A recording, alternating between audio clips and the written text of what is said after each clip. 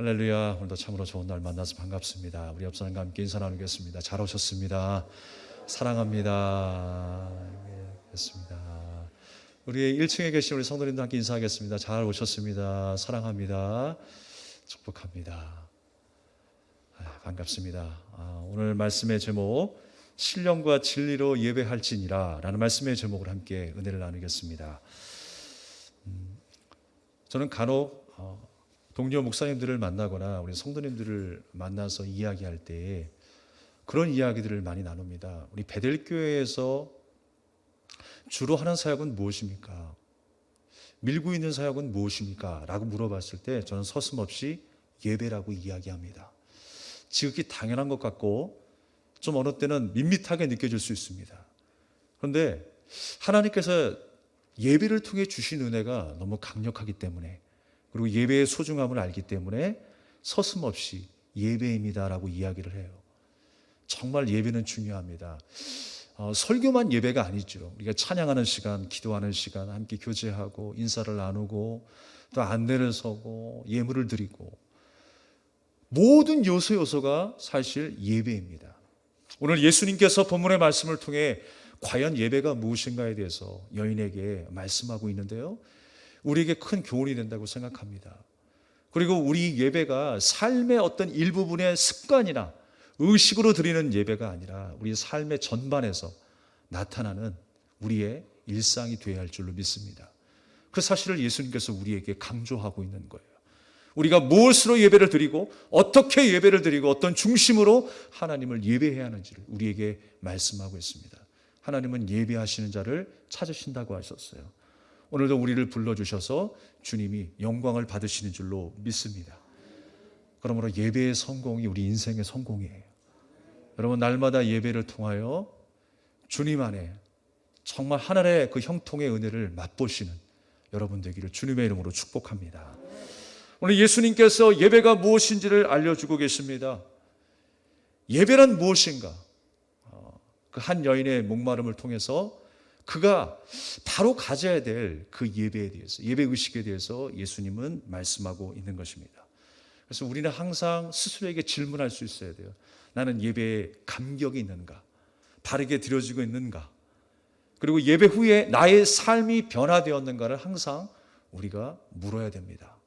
그렇게 질문하면서 내가 정말 예배자로 바로 세워져 있는가를 생각해야 한다는 거예요. 과연 예배란 무엇일까요? 오늘 예수님께서 예배를 가르쳐주고 계시는데 첫 번째로 예배란 무엇인가? 그리스도이신 예수님을 만나는 것입니다. 함께 하겠습니다. 예배는 그리스도이신 예수님을 만나는 것이다. 왜 그리스도를 붙입니까? 그리스도가 메시아죠. 구원자입니다. 우리의 구원자이신 예수님을 만나는 시간이 바로 예배라는 거예요. 여러분, 오늘 이 시간 그냥 가지 마시고 그냥 한 시간 스치고 지나가는 시간이 아니라 예수님을 만나셔야 합니다. 또 예수님으로 드려지는 예배가 되어야 하는 것입니다. 우리가 기도할 때 예수님의 이름으로 기도하고요, 예수님의 이름으로 예배를 드리는 거예요. 주님께서 만나주셨던 한 여인은 너무나 인생에 목말라는 인생이었습니다. 우리 인생은 항상 목이 마르죠. 우리의 절박함이 있지만 그 절박함 뒤에 또 하나의 절박함을 생각합니다. 우리 앞에 만족함이 있지만 그 만족함 뒤에 또 다른 만족을 생각합니다. 그래서 인생에 대한 늘 목마름이 있어요. 그 여인이 항상 힘이 되었고 목말라 했었던 그 부분은 무엇이었습니까? 남자였어요. 그 당시에 자기를 거두어 줄 만한 그 남자가 필요했던 거예요.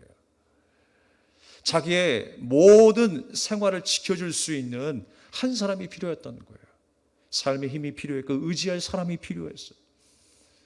그의 중심 가운데에 오로지 남편이 보였던 거예요.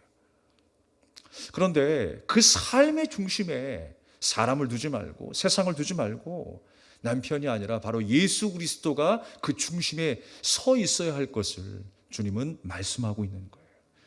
예배란 무엇입니까, 여러분? 예배의 그 말 그대로 우리의 가치를 하나님 앞에 드리는 것이죠.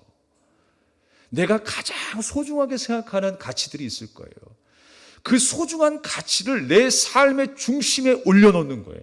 내가 하나님을 정말 사랑한다면 그 하나님이 내 인생의 가장 중심에 계셔야 되는 거예요. 그게 예배라는 것입니다. 오늘 이 시간도 여러분이 가장 중요하게 생각하는 것 다 내려놓고 왔어요. 여러분의 마음의 중심에 하나님이 있어야 그것이 주님이 받으실 만한 예배가 되는 것입니다. 내가 좋아하는 것, 내가 해결해야 될 모든 문제, 그것이 중요하게 여겨져서 내 중심에 자리 잡고 있다면 하나님은 그 예배에 합당하게 받지 않으실 것입니다. 언제든지 우리가 이곳에 있든지 세상 밖으로 나가 있든지 그곳에서도 우리의 중심 안에 늘 하나님이 계셔야 하는 것입니다. 우리 인생에 그렇게 목말라 사는데 여러분 그거 아십니까? 하나님도 목말라 하세요. 물이 부족해서 살아가는데 부족해서 목마르신 것이 아니고요. 우리는 항상 채워도 공허함이 있지만 하나님의 목마름은 다른 데 있습니다. 하나님의 목마름은요, 나를 사랑하는 데 있어요. 우리가 하나님을 이야기할 때 질투의 하나님이다라고 하는 말씀이 종종 나오죠. 성경에 보면. 그런데 이 질투라고 하는 이 말은요, 열심이라고 하는 뜻과 같이 사용을 해요. 그러니까 질투란 무엇이냐면 사랑에 대한 목마름이에요. 사랑에 대한 목마름. 그 목마름 때문에 예수 그리스도께서 우리를 사랑하시는 거예요. 우리를 사랑하시는 데에 그 목마름으로 우리에게 열심으로 행하시는 거예요. 우리에게 찾아와 주시고 마음을 열어주시고 듣게 하시고 깨닫게 하시고, 예수님께서 한 영혼을 사랑하시기 때문에 돌아서라도 사마리아까지 오시는 거예요. 우물까지 찾아오시는 거예요. 더운 날씨임에도 불구하고. 그리고 사람들의 불편한 시선에도 불구하고 예수님께서는 그 사마리아 여인과 함께 대화하시는 거예요. 그 열심으로 그 여인을 만나시고 찾아와 주셔서 인생의 목마름을 해결해 주시는 거예요. 그 열심을 성경은 질투라고 이야기합니다. 그 열심이 바로 하나님의 목마름이에요. 나를 향한 목마름 때문에 내가 이 자리에 있습니다. 주님께서 나를 위한 그 열심으로 내가 이 시간에 하나님을 찬양하게 되었어요. 하나님을 예배하게 된 줄로 믿습니다. 그래서 우리는 주님은 예배를 통해 우리를 만나기를 원하신다는 사실을 우리가 기억해야 합니다. 문제는 뭐냐면 하나님께서 기뻐하실 만한 예배냐가 중요한 거예요. 예수님께서는 여인을 만나주시면서 그 여인의 그 부족함, 그 죄들을 다 드러내시죠. 남편 이야기를 하면서 그의 죄, 그의 삶을 다 드러내십니다. 그럴 때 여인이 갑자기 무슨 말을 하냐면 예배 얘기를 꺼내요. 유대인들은 저 남쪽 예루살렘 시온산에서 예배를 드리는데 우리는 그리심산에서 하나님을 예배합니다. 옛적 아브라함과 야곱이 이곳에서 단을 쌓고 예배를 드렸습니다. 그러니까 그 사마리아인들은요, 그곳이 하나님의 성전이라고 믿고 예배를 드렸던 거예요. 그런데 성경은요, 곳곳에 그곳이 우상의 제단이었다는 걸 이야기하고 있습니다. 실제로 여로보암 때 어떤 일이 있었습니까? 이 북쪽에 있는 이스라엘 백성들이 자꾸만 남쪽에 들어가서 예배를 드리고 제사를 지내니까 그것이 불편했던 거예요. 그래서 베델과 단에다가 제단을 만들어 놓고 금송아지를 만들어 놓고 이것이 하나님이다 얘들아, 여기 하나님 잘 섬겨라 라고 이야기를 했어요. 그러니까 우상의 제단이 바로 이 사마리아의 땅 북쪽이었습니다. 그렇다면 예수님께서 지금 여인에게 뭐라고 말씀하셔야 되는 거예요? 북쪽 그거 성전 아니야. 남쪽이 성전이니까 남쪽에서 예배 드려야 돼. 시온산이 맞다 얘야 라고 말씀하셔야 돼요. 그런데 예수님께서 뭐라고 말씀하세요? 이쪽도 저쪽도 아니야. 어디서 드리든 그 장소와 그 조건이 상관없다라고 예수님은 말씀하시는 거예요. 그의 죄를 드러내셨을 때에 나름대로 여인이 나는 이곳에서 이 성전에서 하나님을 예배하고 있습니다 라고 하면서 그 믿음을 자랑했을지 모르겠어요. 나는 이렇게 정상적으로 잘 살고 있습니다 라고 이야기했을지 모르겠어요. 그런데 예수님은 뭐라고 말씀하시냐면 그런 것 아니야. 하나님은 예배하는 자를 찾으시는데 진정한 예배는 영과 진리로 드리는 예배가 돼야 한다는 거예요. 영과 진리. 사실 두 가지를 말씀하시지만 하나의 의미를 말씀하고 있는 거예요. 질 대신 예수님, 예수님으로 우리가 기도하고 예배할 수 있어야 함을 말씀하고 있는 것입니다. 그래서 우리는요, 예배를 통해 예수님을 만나야 되는 거예요. 우리가 어떻게 예수님을 만날 수 있을까요? 사실 구약시대 때의 예배는 어떻게 이루어졌습니까? 제사장을 통해서 지성소로 들어가 제물을 드림으로 인해서 그 번제물로 예배를 드렸습니다. 그리고 우리 인간의 모든 죄가 그 제물에 전가되도록 기도하는 거예요. 그렇듯이 여러분, 이제는 예수님이 우리의 제물이 되어주셔서 우리의 모든 죄가 예수님께 전가되었다라고 얘기를 합니다. 그 제물이 하나님 앞에 올려지는 것, 그래서 우리는 예수님으로 예배를 드린다라고 이야기를 해요. 진리가 무엇입니까? 예전에는 우리가 개역 한글 성경에 진정이라고 했는데 정확한 표현은 진리가 맞습니다. 진리예요. 어떤 뜻이냐면 실체를 말하는 거예요. 실체의 제물로 이제 예수 그리스도께서 오셔서 우리는 그 예수님으로 인하여 예배를 드린다는 거예요. 그게 진리로 예배를 드리는 거예요. 그리고 그 모든 일들을 이루신 분이 누구십니까? 바로 성령님 아니시겠어요? 예수님이 우리를 만나 주심으로 성령을 보내주셨고 그 성령으로 인하여 깨닫게 하시고 목마름을 해결해 주시고 그 모든 역사가 예수님의 사역이었어요. 그러니까 한마디로 예수님으로 우리가 예배를 드린다라고 하는 의미는 무엇일까요? 바로 예수님의 성품대로 우리가 살아가는 거예요. 예수님의 그 성품을 닮아 우리가 하나님을 예배하는 것입니다. 예수님의 성품이 무엇이었습니까? 순종하는 삶이었습니다. 자기를 부인하는 삶이었습니다. 그렇듯이 우리의 삶도 오늘 이 시간뿐만 아니라 우리의 일상에서 하나님 앞에 부인되는 삶, 순종하는 삶, 종의 삶을 살 것을 당부하고 있는 거예요. 예배는요, 오늘 이 하루의 한 시간이 다가 아닙니다. 우리의 삶 속에 연장으로 나타낼 시간이 전부가 바로 예배가 되어야 하는 거예요. 여러분이 잘 아시는 말씀 로마서 12장 1절의 말씀을 보면 그러므로 형제들아 내가 하나님의 모든 자비하심으로 너희를 권하노니 너희 몸을 하나님이 기뻐하시는 거룩한 산 제물로 드리라. 이는 너희가 드릴 영적 예배니라 그랬어요. 무엇을 드리라? 너희 몸을 산 제물로 드리라 그랬어요. 삶으로 예배하라라는 거예요. 우리의 삶을 드리라고 하는 것은 예수 그리스도의 성품을 닮은 그런 삶으로 하나님을 예배하라고 하는 거예요. 그것이 영적 예배래요. 하나님이 기뻐하시는 삶, 예수님을 만나고 예수님과 동행하는 삶, 예수님께 순종하는 삶의 예배, 그 예배가 오늘 이 시간도 이루어져야 할 줄로 믿습니다. 예수님의 은혜를 입은 자로서 예수님의 삶을 사는 삶이 되어야 한다는 거예요. 우리가 삶으로 드리라고 했더니 어떤 사람들은 그렇게 오해할 것입니다. 교회 안 나와도 되는 것이구나 라는 것으로 오해하는 사람도 있을 거예요. 물론 어디든지 예배의 장소가 될 수 있습니다. 기도의 처소가 될 수 있습니다. 그러나 우리는 사도행전 초대교회의 모습처럼 함께 모여 말씀을 배우고 또 가르치고 기도하고 또 계절을 통해서 하나님의 성품을 다시 한번 경험할 수 있는, 서로를 통하여 하나님의 사랑을 배울 수 있는 믿음의 공동체가 되어야 할 줄로 믿습니다. 또 반대로 어떤 생각을 하냐면 내가 교회에 나왔기 때문에 나는 할 일 다 했다라는 생각도 안 된다라는 거예요.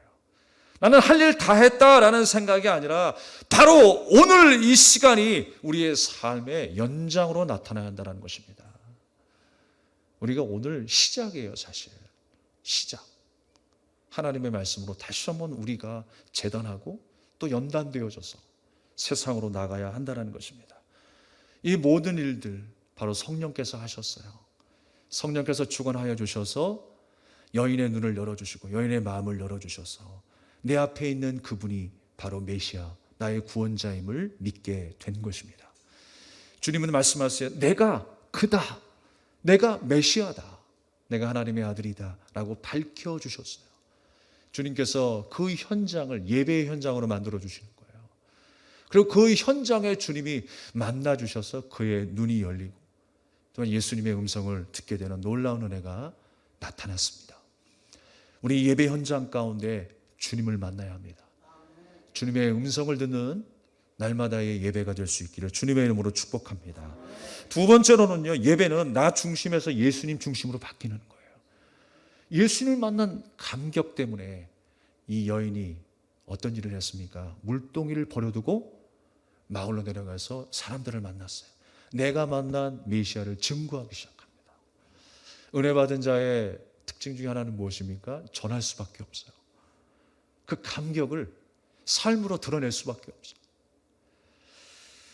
물동이를 버려두고, 사실 여러분 그 당시에 중동 지방에서 이 물동이라고 하는 것은 너무나 중요한 생계도구였어요.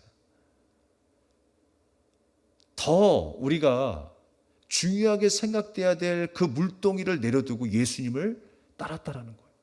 예수님을 전했다라고 하는 거예요. 마치 제자들이 예수님을 만났을 때에 자기의 생계의 도구였던 그물을 버렸던 것처럼 삭개오가 예수님을 영접하고 자기의 욕심을 버리고 예수님의 삶을 따랐던 것처럼 자기의 중요한 것들을 내려놓고 예수님 앞에 순종하는 주님의 제자로 살기 시작했다라는 거예요. 우리의 삶도 마찬가지입니다. 우리의 중심으로 살았다면 이제는 예수님 중심으로 사는 거예요. 예배가 뭐라고 해요? 우리의 최상의 가치, 우리가 중요하게 생각했던 그 모든 것을 내려놓고 나의 최상의 가치, 하나님을 내 중심에 두는 것, 그것이 진정한 예배라고 하였습니다. 우리 하나님이 우리의 주인 되시고 우리의 예배의 대상이 되시고 나의 아버지가 되심을 믿고 살아가는 저와 여러분 되기를 주님의 이름으로 축복합니다. 사실 여러분, 이 여인이요, 남의 눈을 피해서 우물가에 찾아왔잖아요. 남의 시선이 부담스러웠어요. 두려워했던 인생이었습니다. 그리고 부끄러웠어요. 그런데 예수님을 만나고 예수님을 바르게 영접한 이후에 그 여인의 삶이 바뀌게 되었어요. 담대함을 얻어서 사람들에게 다가가기 시작했습니다. 그 공동체 안으로 들어가기 시작하는 거예요. 믿음을 갖게 되었습니다. 나의 부끄러운 모든 것들을 다 잊어버리는 순간이 되었어요. 우리가 은혜 받은 자가 되면, 주님의 자녀가 되면 바로 이렇게 살아야 하는 겁니다. 아니, 이렇게 주님께서 큰 기쁨을 주셨어요. 큰 담대함을 주셨어요. 우리의 가난함이 무슨 부끄러움입니까? 우리의 연약함이, 우리의 못생긴 외모가 못 배운 것이 부끄러운 이유입니까? 그렇지 않아요. 우리는 주님을 만났기 때문에, 주님이 내 삶의 중심이 되기 때문에 그 어떤 것도 부끄러워할 수 없어요. 두려움의 존재가 아니라고 하는 것입니다. 항상 우리의 생각 속에 내가 잘남을 인정받아야 되고 내 자존심이 손상되지 않아야 되고 나의 뜻을 이루면 평화로울 것 같고 자신만만할 것 같다라고 하는 그 생각 때문에, 그 영원하지 않은 그 생각 때문에 우리가 자꾸만 고립되는 것 아니겠습니까? 내 중심에 주님을 둘 때 다른 염려들은 다 사라지게 되어 있어요. 우리의 중심에 예수님을 두십시오. 그 예배의 삶을 통하여 우리의 삶은 자유로울 수 있습니다. 어떠한 고통도 넉넉히 이기게 될 줄로 믿습니다. 여인에게 복음이 들어가자 부끄러움이 사라지기 시작했어요. 자기가 피해 다녔던 사람들에게 달려가기 시작했습니다. 주님을 만난 사람으로 담대해지기 시작했습니다. 그리고 자기가 경험한 그 기쁨과 감격을 증거하기 시작했어요. 많은 사람들이 그런 또 생각을 합니다. 그 무엇을 주님보다 귀하게 여기지 않았다라고 하는 이 말을 또 오해할 때가 있습니다.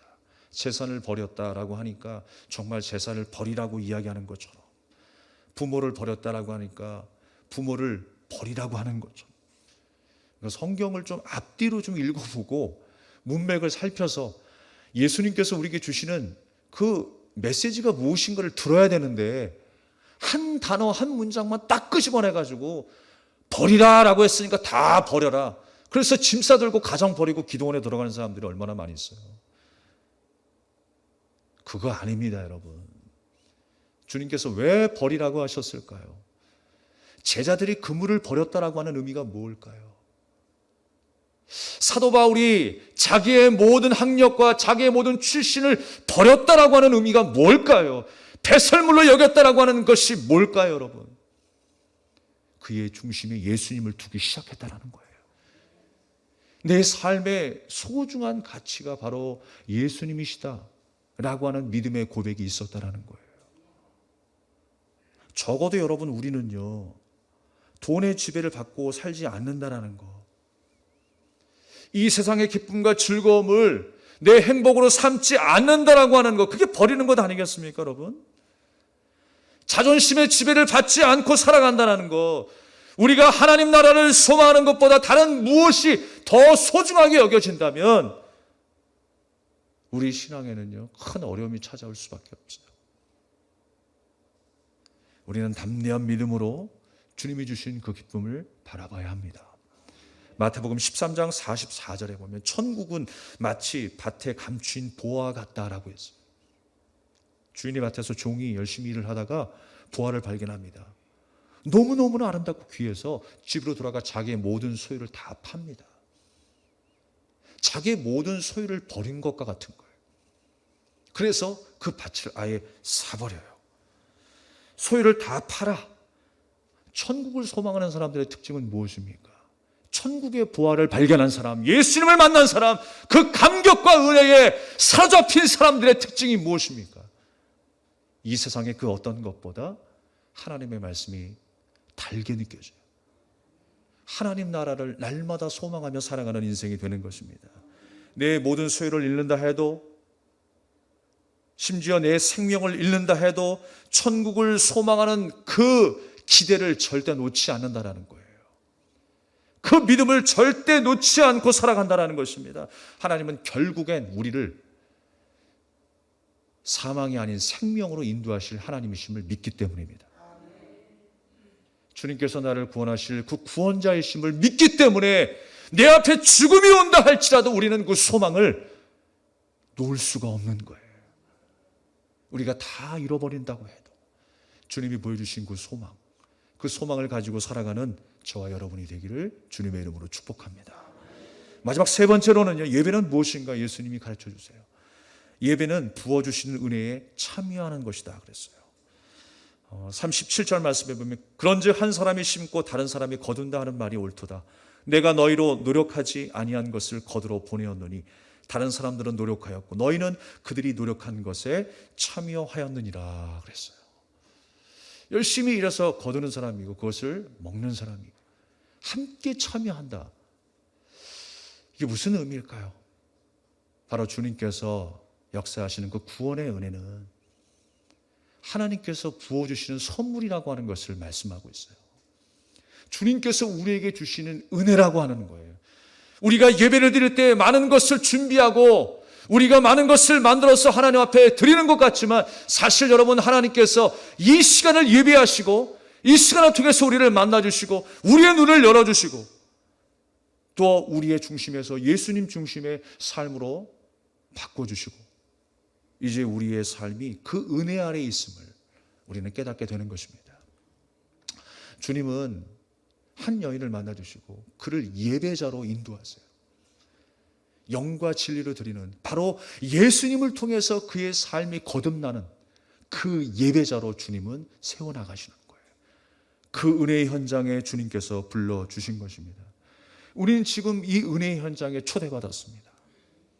그리고 주님께서 예비하신 그 은혜와 복을 우리에게 부어주시는 시간이에요. 우리가 노력하지 않은 것을 거두게 하셨다라고 해요. 우리의 힘과 우리의 능력이 아니요 바로 하나님의 그 주권적인 역사와 은혜로 말미암아 우리를 구원하신 사건, 그것이 바로 예배 현장에서 나타나는 거예요. 우리를 그렇게 하나님의 은혜로 구원하여 주셨습니다. 요한복음 6장 40절 말씀에 보면 내 아버지의 뜻은 아들을 보고 믿는 자마다 영생을 얻는 이것이니 마지막 날에 내가 이를 다시 살리리라 하시니라 그랬어요. 주님이 이 땅에 오셔서 감당하셔야 될 사명이 무엇이었느냐? 바로 영혼을 살리는 일이었습니다. 나를 살리기 위한 목적으로 이 땅에 오셨어요. 그것이 예수님의 사명이었습니다. 우리가 주님을 진정으로 만나고 주님을 진정으로 사랑한다면 누가 나에게 이렇게 물을 것입니다. 당신은 천국 가고 싶은 이유가 무엇입니까? 라고 물었을 때 여러분 뭐라고 대답하겠어요? 천국의 삶이 안락하기 때문에요. 병도 없고 삶의 근심도 없고 문제도 없기 때문에 나는 천국을 소망합니다. 대부분 이렇게 이야기할 것입니다. 그 모든 것들이 보장되어 있기 때문에, 그 평안함이 우리에게 보장되어 있기 때문에 저는 천국을 소망합니다라고 이야기할 거예요. 그러나 여러분, 우리의 진정한 믿음의 고백은 그런 것이 아니어야 합니다. 바로 하나님이 계시기 때문에, 주님이 그곳에 계시기 때문에, 주님이 우리의 소망이 되시고 주님이 우리에게 평안을 주시고 주님이 우리의 능력이 되시기 때문에 나는 천국을 소망합니다. 이것이 우리의 고백이 되기를 간절히 소망합니다. 그래서 오늘 우리가 또 이렇게 모여서 하나님의 말씀을 배우는 것이고 하나님의 사랑을 배우는 것입니다. 우리에게 부어주신 그 은혜에 우리가 참여하여, 하나님이 부어주시지 않으면 안 되기에 우리에게 부어주신 그 은혜에 참여하는 것이 예배이기에 우리는 예배를 통해서 우리에게 주권적으로 부어주신 그 은혜, 그 은혜를 의지하며 천국을 소망하며 살아가는 것입니다. 날마다 여러분의 삶의 현장 속에서 예배하는 삶이 되기를 간절히 소망합니다. 이것이야말로 주님을 사랑하고 주님과 함께 동행할 때의 행복을 아는 사람이에요. 주님을 만난 사람의 진정한 고백인 것입니다. 오늘 여인이 예배자가 되어 진정으로 하나님을 예배하게 된 것처럼 그의 모든 수치와 부끄러움을 잊어버리고 담대하게 일어났던 것처럼 우리의 삶도 주님을 만나고 주님으로 인하여 우리의 목마름이 해결이 되고 또 주님으로 인하여 담대하게 주님의 나라를 사모하며 살아가는 우리 모두가 되기를 주님의 이름으로 축복합니다. 함께 이 찬양을 드리고 기도하겠습니다.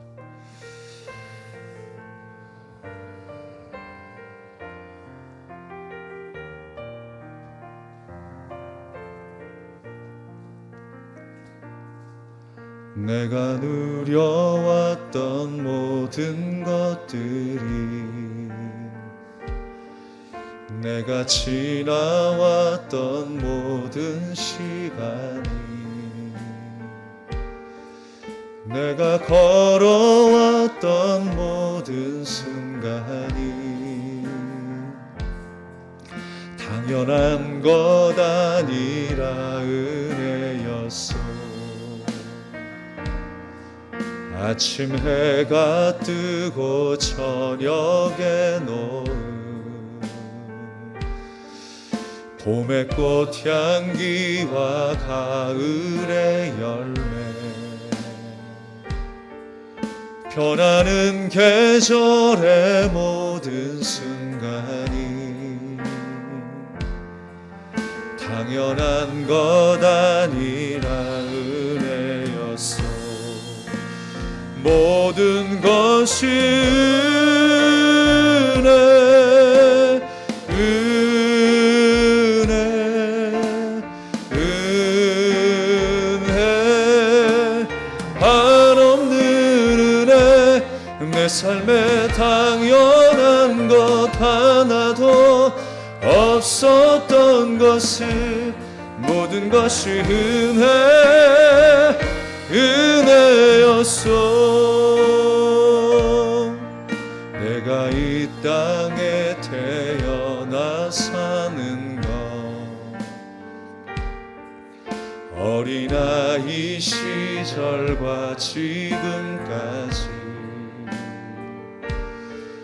숨을 쉬며 살며 꿈을 꾸는 삶,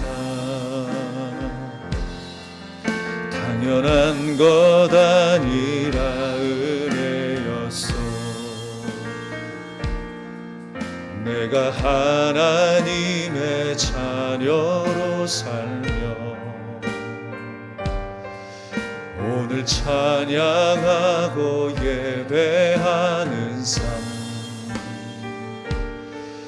복음을 전할 수 있는 축복이 당연한 것 아니라 은혜였어. 모든 것이 은혜, 은혜, 은혜, 한없는 은혜. 내 삶에 당연한 것 하나도 없었던 것을 모든 것이 은혜였어. 모든 것이 은혜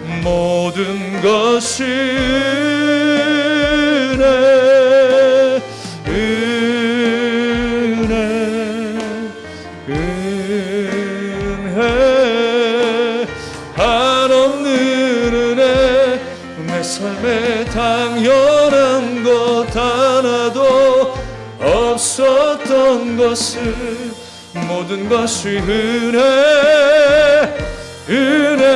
다시 한번 모든 것이 은혜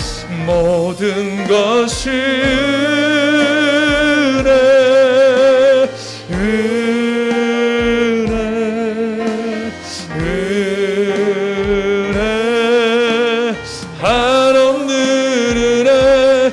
내 삶에 당연한 것 하나도 없었던 것을 모든 것이 은혜였소.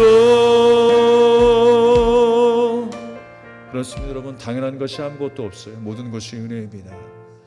주님께서 사마리아 땅을 찾아가신 것, 그 여인을 만나 주신 것, 그 여인의 평생의 목마름을 해결해 주신 것, 하나님의 특별한 은혜였습니다.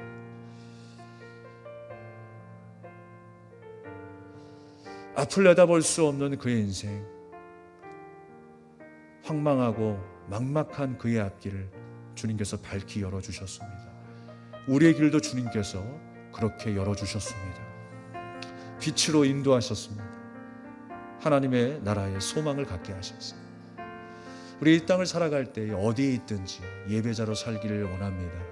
주님과 동행하고 주님으로 예배하고 기도하는 그 능력 가운데 거할 수 있는 한 주가 되게 하여 주시옵소서. 우리 간절한 마음으로 함께 기도하겠습니다. 하나님 아버지, 우리가 한 주를 살아갈 때 예배자로 살게 하여 주시옵소서.